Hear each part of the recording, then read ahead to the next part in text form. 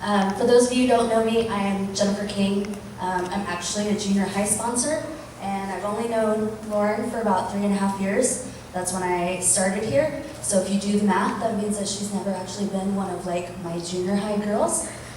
But yet still, over the last 3.5 years, we have just developed this bond and this closeness.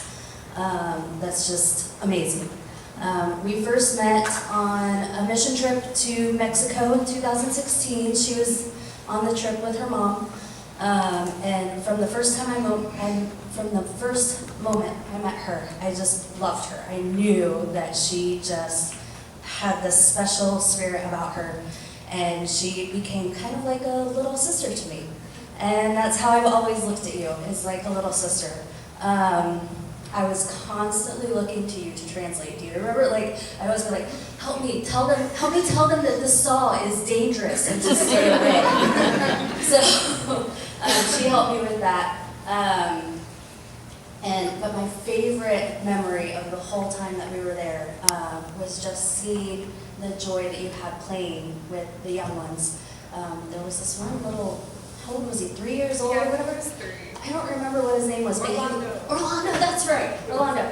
And he was awesome. We would, the high schoolers would take the young ones on the trampoline and they would jump and do piggyback rides. And Orlando especially loved stealing our sunglasses. And we would let him steal our sunglasses and we would take selfies and for some reason, I think we did a lot of tongue sticking out selfies. Yeah, he was really obsessed with that. Yeah, he was really obsessed with that. So I don't know what it was, but that's my favorite memory of the whole time we were there. But one thing Lauren doesn't know is that so I happened to confide in her while we were there that I was a new sponsor. I really wasn't feeling very confident in my mentoring skills. I wasn't getting to know the kids very well yet. I hardly knew any of their names, and I was really struggling if it was the right place for me or not. And one thing that they do back to back when you go on one of their mission trips, they have a night of extended worship, and it's so powerful. And they have different stations set up, and one of the stations that they had set up that week was they had the glow bracelets, where you crack them and they glow, you use them for Halloween, whatever, I don't know. They had those, and you would get one and you would go to somebody and you would put it on them and you would pray over them or say something encouraging to them.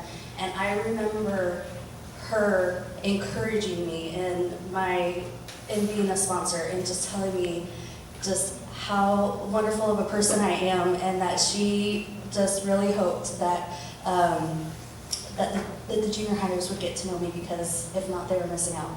And so that just touched my heart, and I've never forgotten, and I thank you so much, because being a sponsor is probably the greatest thing that I've ever done, aside from marrying Tony and having my son. But, little things like that.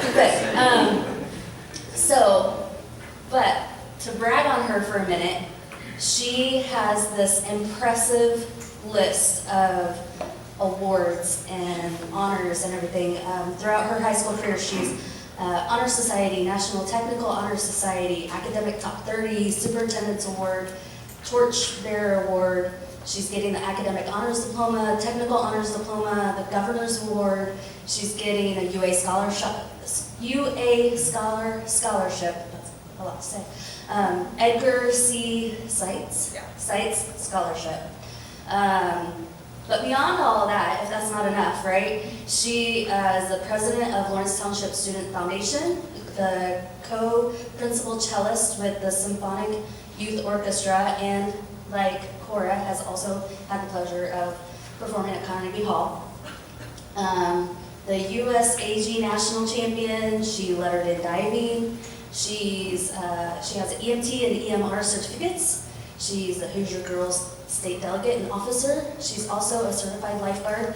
And so, last year in her off time when she wasn't studying or trying to figure out what college she wanted to go to or playing her cello, she was also working as a lifeguard.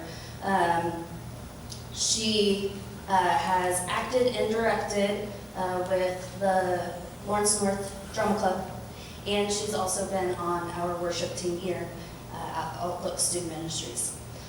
So I am very proud to say that, well, I'm sad to say that not only will she be leaving us, but she's also leaving the state. But because of my stepmom's family history, I'm very proud to say that she will be going to the University of Alabama, Roll Tide, and she will be studying psychology, which I think is very good for her. She'll be able to help lots of people that way. So my verse that I'm leaving with you, it's one that you may or may not remember from Monterey. It's Isaiah 52:7.